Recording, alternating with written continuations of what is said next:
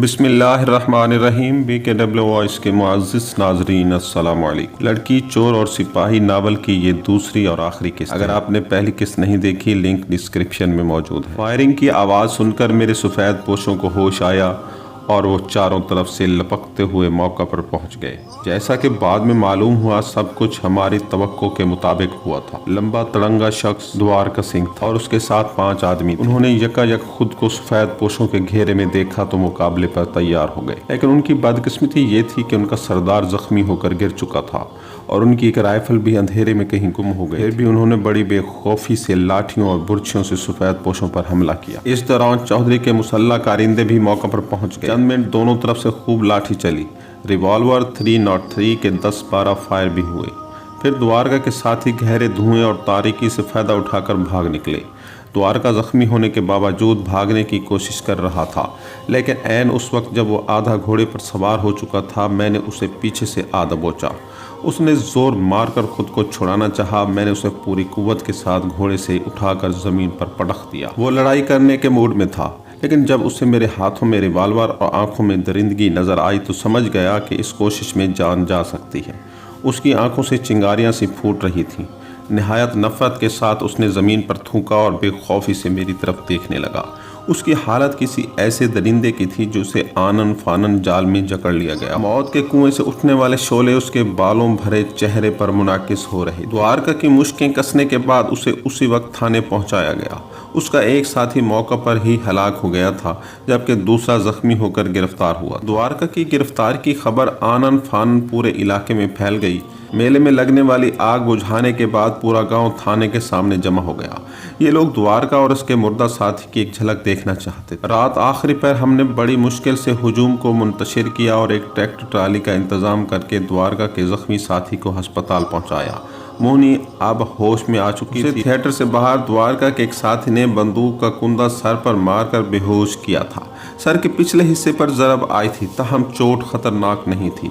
चंद ही घंटों में द्वारका की गिरफ्तार की खबर शहर तक पहुंच गई और सुबह 9-10 बजे तक अमृतसर से DSP और SP साहब हमारे थाने में तशरीफ लाए। द्वारका की शनाख्त हो गई तो सबके चेहरे खुशी से चमक उठे। SP अंग्रेज़ था। उसने मुझे दिल खोलकर शाबाश और मुबारकबाद दी और साफ लफ्ज़ों में कहा कि इस गिरफ्तारी का सारा क्रेडिट सिर्फ और सिर्फ मुझे जाता है। पुलिस लाइन में अक्सर अफसर लोग अपने मातहतों की कारकर्दगी पर छापा मारने की कोशिश करते हैं, मगर अंग्रेज़ इस मामले में भी उसूल परस्ती का मुजाहरा किया करते थे। अंग्रेज़ SP ने मुझसे तफ्तीश और गिरफ्तारी का सारा माहौल सुना और मेरी मनसूबाबंदी की तारीफ़ की। मैं चाहता था कि द्वारका को शहर ले जाकर पूछगछ की जाए, मगर SP साहब का ख्याल मुख्तलिफ था। उन्होंने मुझे कहा मुजरिम को अपने पास ही रखूं, अगर मुझे कोई खदशा है तो मुजरिम की हिफाजत के लिए करीबी थाने से और नफरी भिजवा देंगे। उनका ख्याल था कि मुजरिम का ताल्लुक चूँकि इसी इलाके से है, इसलिए उसके खिलाफ गवाहियाँ और सबूत वगैरह ढूंढने में आसानी रहेगी। मैंने SP साहब की हिदायत पर अमल किया और द्वारका से पूछताछ का आगाज़ हुआ। द्वारका की उम्र कोई 28 साल थी। उम्र के मुकाबले में वो सेहतमंद और जवान नज़र आता था। चेहरे से सख्त गिरी नुमायाँ थी। उसकी दाढ़ी नहायत घनी थी और रुखसार भी बालों में छुपे हुए थे।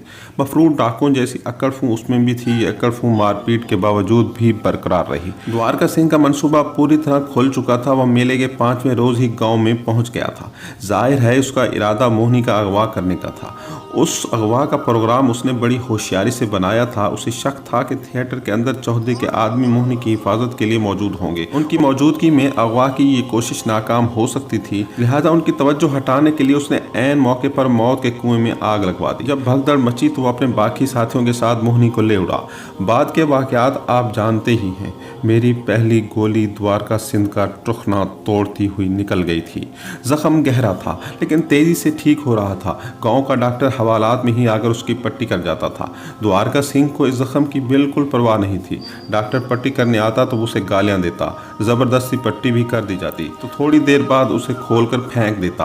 थाने के अमले में से भी किसी को खातिर में नहीं लाता था। उनके मुंह पर उन्हें माँ बहन की गालियां देता था और माँ खा का भी बाज नहीं आता था। एक रोज़ हवालदार देवी लाल उसे बुरी तरह पीट रहा था। मोहनी थाने में दाखिल हुई। पता नहीं वो द्वारका की चीखों पुकार सुनकर पहुंची थी या इत्तेफाक से ही चली आई थी। मुझसे कहने लगी, मैं द्वारका को मार पड़ते देखूंगी। उसका मुतालबा बचकाना था। मुलज़िमों से तफ्तीश करते वक्त पूरी राजदारी बरती जाती है। मैं खुद भी पसंद नहीं करता था कि मुलज़िम की मार पीट का मंजर कोई गैर मुतल्लका शख्स देखे, बल्कि मैं तो आम हालत में भी मार पीट का कायल ही नहीं था। मोहिनी का मुतालबा मैं कैसे पूरा कर सकता था? मैंने उसे समझा बुझाकर वापस भेजना चाहा, लेकिन वो अपनी बात पर अड़ी रही। मैं महसूस कर रहा था कि उसके दिल में द्वारका के लिए अदावत ही अदावत है, और बात थी भी अदावत की। उन दोनों बहनों ने द्वारका की वजह से बहुत दुख झेले और धक्के खाए थे। शायद अपनी बड़ी बहन की मौत का गम अभी मोहिनी के जहन में था, और वो अपने दुश्मन को मुसीबत में देखकर इंतकाम के जज्बे को तस्कीन पहुंचाना चाहती थी। जब मोहिनी का इसार बढ़ा तो मैंने उसे हवालात में द्वारका की ठुकाई देखने की इजाज़त दे दी। वो मेरे साथ हवालात में पहुंची और द्वारका को चीखते चिल्लाते देखकर बच्चों की तरह खुश नजर आने लगी। उसकी आंखों में अदावत के साथ गहरी दिलचस्पी भी मौजूद थी। कुछ देर वहां रुकने के बाद वो वापस चली गई, लेकिन ये उसकी आखिरी आमद नहीं थी। अगले 14-15 रोज में वो कई बार थाने आई थी और द्वारका सिंह से पूछगछ का नज़ारा करती रही। मैं उसे सख्ती से मना भी नहीं कर सकता था। दर हकीकत द्वारका की गिरफ्तारी में मोहिनी का कोशिशों का बड़ा दखल था। एक तरह से उसने द्वारका को कानून के जाल में लाने के लिए खुद को कुर्बानी की गाय बनाया था और निहायत दिलेरी से मेरी हिदायत पर अमल किया था। अब अगर वो अपनी गिरफ्तार कराए हुए मुजरिम से पुलिस के तफ्तीशी मंजर देखना चाहती थी तो मैं इनकार करके उसका दिल क्यों तोड़ता। उसकी मौजूदगी से मुझे एक फ़ायदा भी होता था। द्वारका सिंह बेहद अक्खड़ मजाज शख्स था, ताहम औरत ज़ात की मौजूदगी में उसे अपनी बेइज्जती कराना पसंद नहीं थी, और मोहिनी की मौजूदगी में वो कोशिश करता था कि हवालदार देवी लाल के साथ ज़्यादा से ज़्यादा ताउन। एक दिलचस्प वाक़या पेश आया। हवालदार देवी लाल के अलावा एक मुसलमान हवालदार मुबारक अली भी थाने में मौजूद था। वो द्वारका के पैदाइशी ज़िले का रहने वाला था, इसलिए उसे द्वारका से कुछ हमदर्दी भी थी। उसे हवालात में पान सिगरेट भी लाकर देता था। एक रोज़ जब द्वारका से उसके साथियों की निशानदेही कराने के लिए हवालदार देवीलाल उसे छितर से पीट रहा था, मुबारक अली उससे झगड़ पड़ा। उसने कहा, मुलजिम बेहोश हो गया है, इसलिए टॉर्चर देने का कोई फ़ायदा नहीं। देवीलाल ने कहा, बेहोश नहीं हुआ, फरेब कर रहा है, मक्कर किए पड़ा है। इत्फाकन उस दिन मोहिनी भी आई हुई थी। उसने देवीलाल की हिमायत की तो मुबारक अली उस पर उलट पड़ा, घबरा कर बोला, तू यहाँ आम लेने आई है, भाग यहाँ से, ये मर गया तो तेरा बाप भरेगा इसे। मोहिनी भी कम नहीं थी, उसने तुर्की पत्थर की जवाब दिया। झगड़े की आवाज़ सुनकर मैं हवालात में पहुंचा तो मोहिनी और मुबारक अली दोनों लाल भभूके हो रहे थे। मैंने बामुश्किल दोनों को राम किया और मुबारक अली को डांट डपक कर बाहर भेज दिया। 8-10 रोज मजीद गुजर गए। मुख्तलिफ केसों के सिलसिले में द्वारका सिंह से पूछगछ जारी रही। बाज़ मजबूरियों के तहत अभी तक हमने द्वारका की गिरफ्तारी कागज़ों में नहीं दिखाई थी। ये तमाम तफ्तीश भी रिमांड वगैरह के बगैर ही हो रही थी, मगर अब इस मामले को मज़ीद लटकाया नहीं जा सकता था। मुलजिम को अदालत में पेश करना ज़रूरी था। इन 8-10 दिनों में सिर्फ एक अहम वाक़या हुआ। द्वारका का वो साथी जो मेले वाले वाक़े में ज़ख्मी हुआ था, अमृतसर अस्पताल में चल बसा। एक दूसरा वाक़या भी पेश आया जो इस केस में ज़्यादा अहम नहीं था, लेकिन उसका जिक्र ज़रूरी है। मौत के कुएं में भड़कने वाली आग इर्द गिर्द के शामियानों तक फैल भी गई थी। लोगों का काफ़ी नुकसान हुआ। इसी अफरा तफरी में सर्किस के चिड़ियाघर से हाथी का एक कमसन बच्चा गायब हो गया। सर्किस वालों ने इस चोरी का इल्ज़ाम अपने कारोबारी रकीबों पर लगाया। यूं रातों रात दोनों पार्टियों में ज़बरदस्त तसादम हुआ। पूरा मेला उजड़ कर रह गया और कई अफराद ज़ख्मी हुए। अब मैं इस वाक़े की तरफ आता हूँ जो द्वारका की गिरफ्तारी के 20-25 रोज़ बाद पेश आया था। मैं थाने ही के एक हिस्से में रिहाइश पजीर था। सुबह सवेरे हवालदार देवीलाल ने मेरा दरवाज़ा खटखटाया और ये परेशान कुन खबर दी कि द्वारका हवालात से गायब है। मेरे पाँव तले से ज़मीन निकल गई। कपड़े बदलकर देवीलाल के साथ भागम भाग हवालात में पहुंचा। खबर 100% दुरुस्त थी। हवालात का पहरेदार प्रेमचंद मुंह लटका एक तरफ बैठा था। उसने बताया कि वो सारी रात खड़ा होकर पहरा देता रहा है। सुबह 4 बजे के करीब वो चंद मिनट के लिए पेशाब करने छत पर गया। वापस आया तो ताला खुला हुआ था और द्वारका गायब था। द्वारका का गायब होना एक निहायत संगीन खबर थी। चंद लम्हों के लिए मुझे यूं लगा जैसे कमर टूट गई है। मैंने उसी वक्त थाने के पूरे अमले को अपने सामने हाजिर कर लिया। रात को एएसआई की ड्यूटी होती थी। वो मुझसे भी ज़्यादा घबराया हुआ था।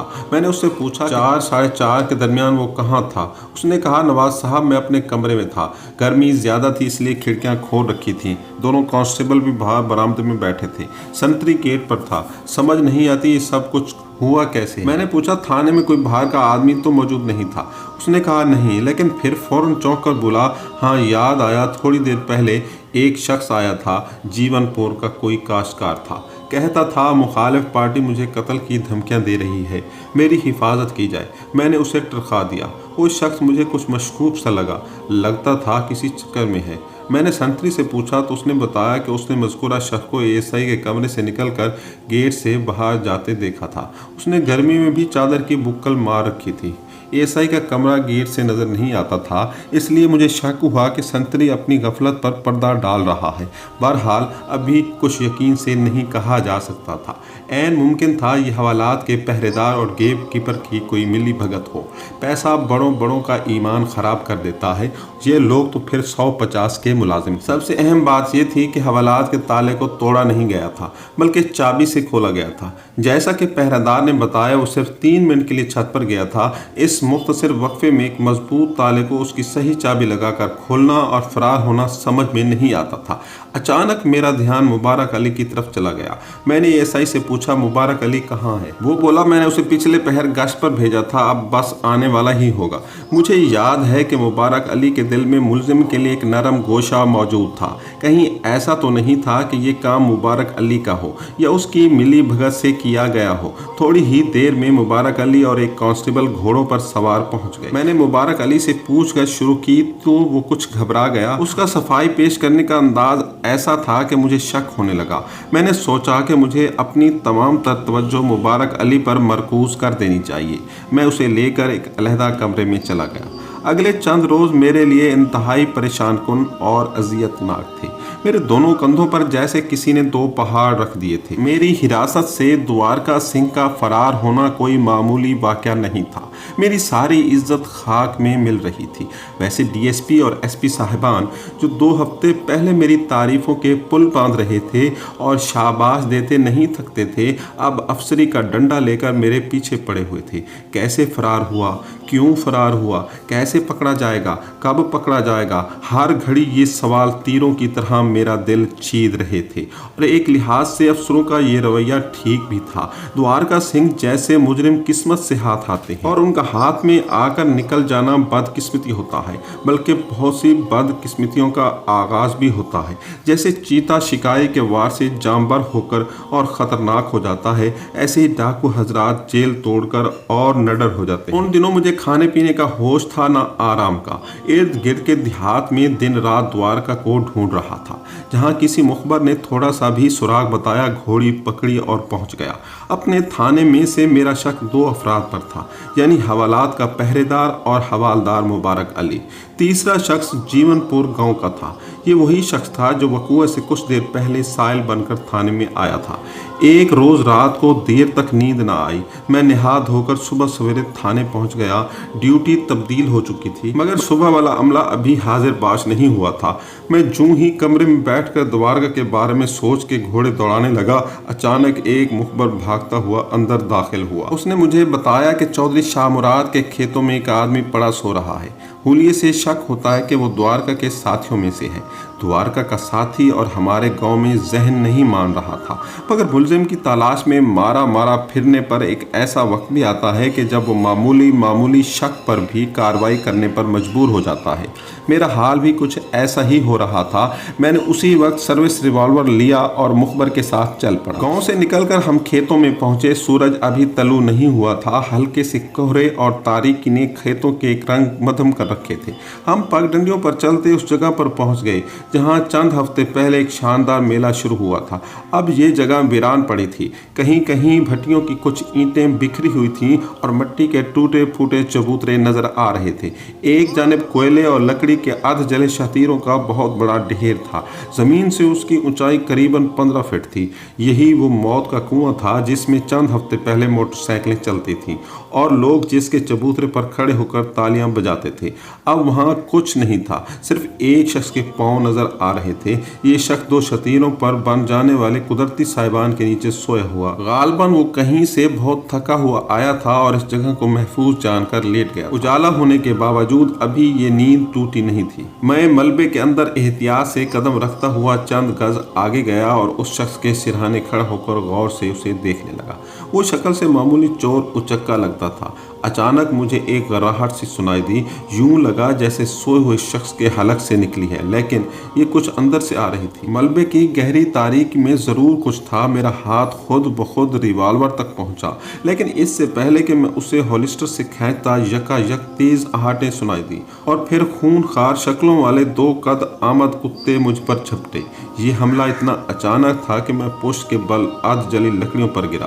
कुत्ते ने चंद लम्हों में मुझे भंबोड़ कर रख दिया। मैंने एक कुत्ते के सर का निशाना लिया और बेदरे गोली चला दी। बुलडॉग के मुंह से एक नाकाबिले फहम आवाज निकली और वो बल खाकर एक तरफ लुढ़क गया। लकड़ी की जरब खाने वाला कुत्ता अब संभल कर तैयार हो रहा था। मैंने यके बाद दीगरे 3 गोलियां उसके जिस्म में भी उतार दी थी और नीम जान होकर जमीन पर लेट गया। पुष्ट के बल गिरने से मेरे सर के पीछे हिस्से में शदीद चोट आई थी। टांगों और पेट भर भी पंजों के जख्म थे। कमीज तार तार हो चुकी थी। मैंने लेटे लेटे उसे खींचकर फेंक दिया। दूर खेतों की तरफ से लाठी बरदार देहाती भागे आ रहे थे। गालबन उन्होंने फायरिंग की आवाज़ सुन ली थी। बाद में पता चला कि ये कमक मेरा भगोड़ा मुखबर लेकर आया था। ये सब लोग मेरे गिर्द इकट्ठे हो गए।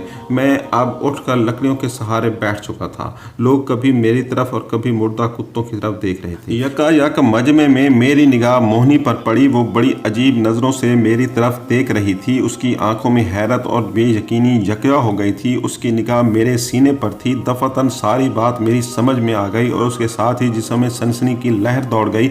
मेरे जिस्म पर कमीज नहीं थी और गोली का पुराना निशान नुमाया था, वही निशान जो मोहनी उससे पहले भी एक बार देख चुकी थी। चौधरी शाह मुराद के फार्म में पेश आने वाला वाकया मोहनी के लिए राज नहीं रहा था। कुछ ही देर बाद मोहनी का चेहरा मेरी निगाहों से ऊजल हो गया और दूसरे लोग मेरे इर्द गिर्द जमा हो गए। उनकी मिजाज पुरसी मेरी तकलीफ को कम नहीं कर रही थी, लेकिन उससे एक तरह का इत्मीनान जरूर महसूस हो रहा था। वही इत्मीनान जो मोहब्बत करने वाले लोगों की मौजूदगी से महसूस होता है। जैसा कि बाद में मालूम हुआ, कुत्तों वाला नामालूम शख्स एक करीबी गांव सुखिया का सासी था। वहां मारपीट की एक वारदात के बाद वो यहां भाग आया था। उसका द्वारका सिंह या उसके गिरोह से कोई ताल्लुक नहीं था, ना ही वो जराइम पेशा था। उसका कसूर इतना था कि वो 2 निहायत खतरनाक कुत्तों को आज़ाद लिए फिर रहा था और उस कसूर की उसे करार वाकई सजा भी मिल गई थी। वो दोनों कुत्तों से महरूम हो गया था। उसे मेरे आदमियों के करीब शमशान घाट से गिरफ्तार कर लिया और थाने ले आए।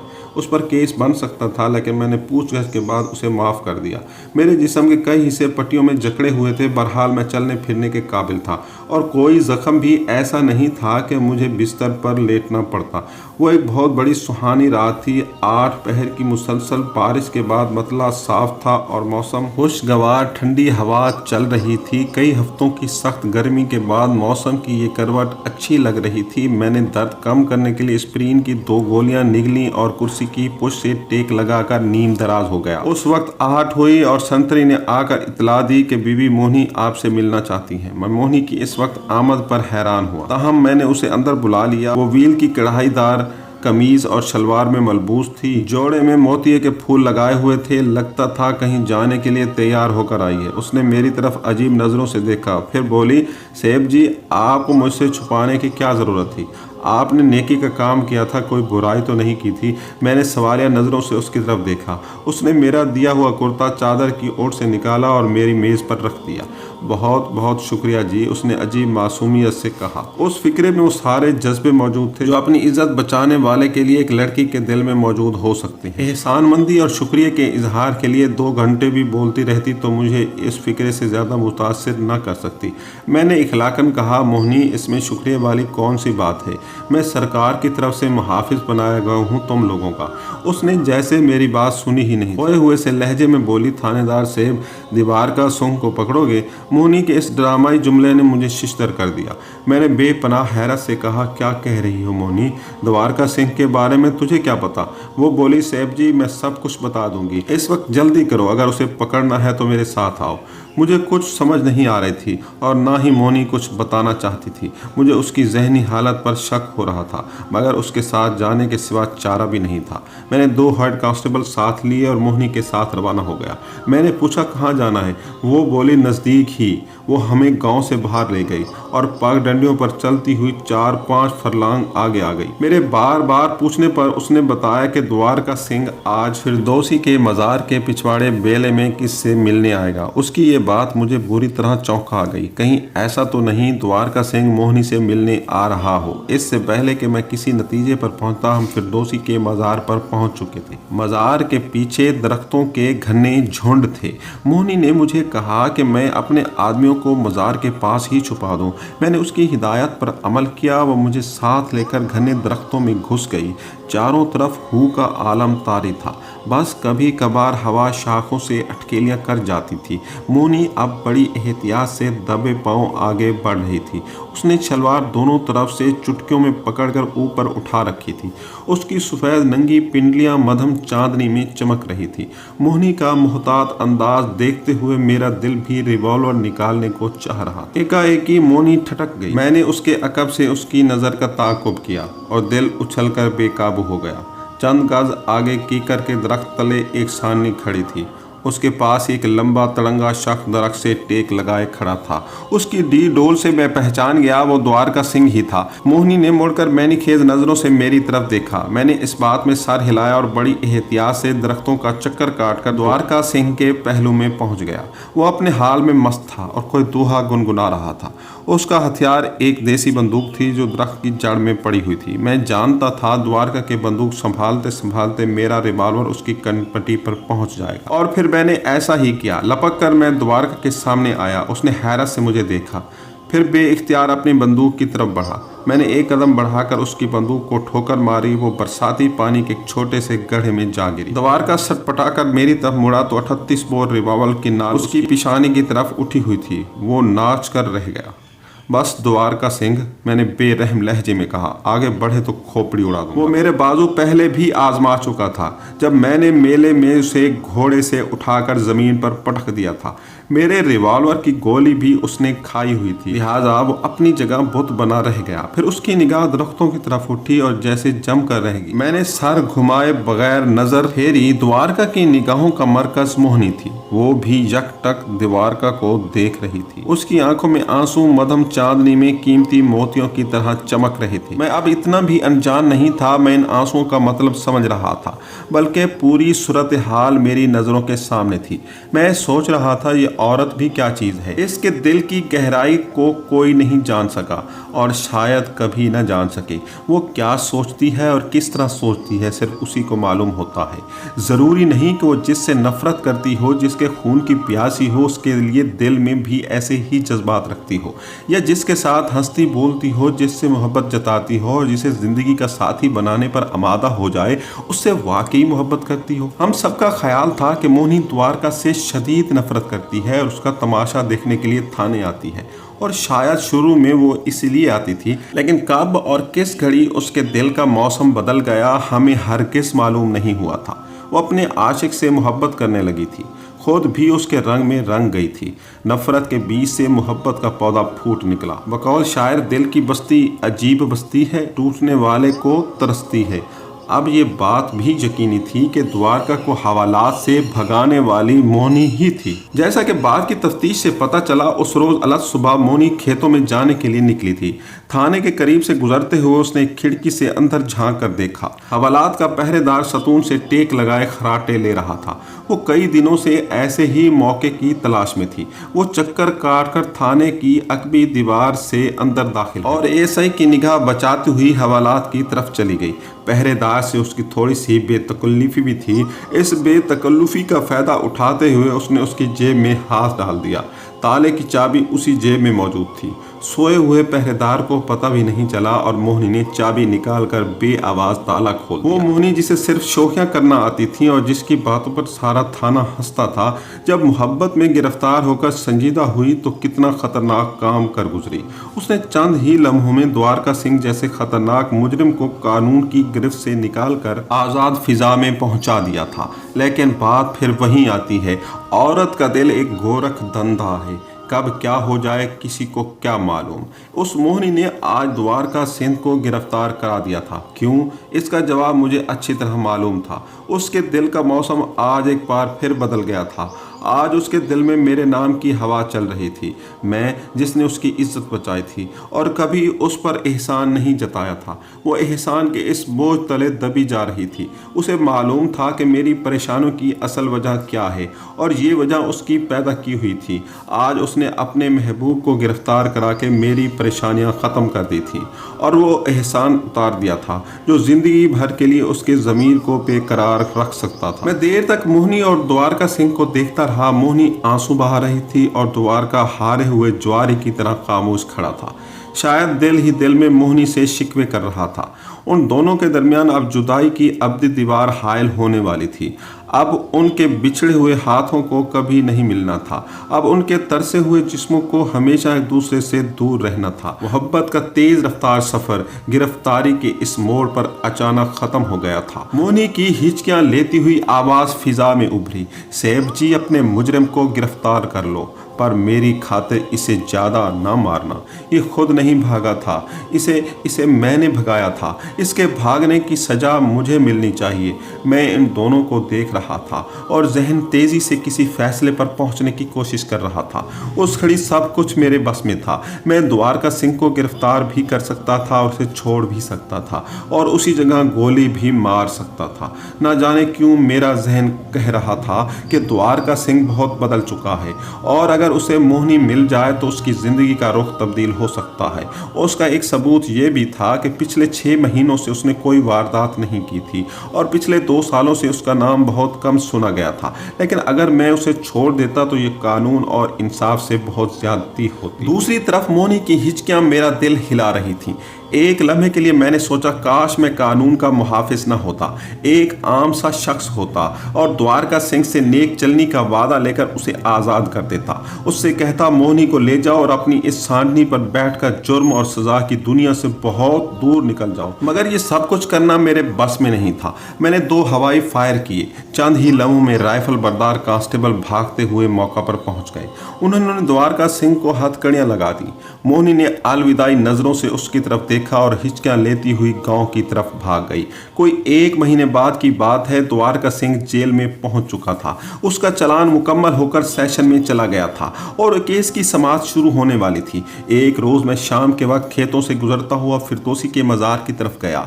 मज़ार के पिछवाड़े घने दरख्तों में अचानक मुझे एक जर्द लिबास की झलक नजर आई।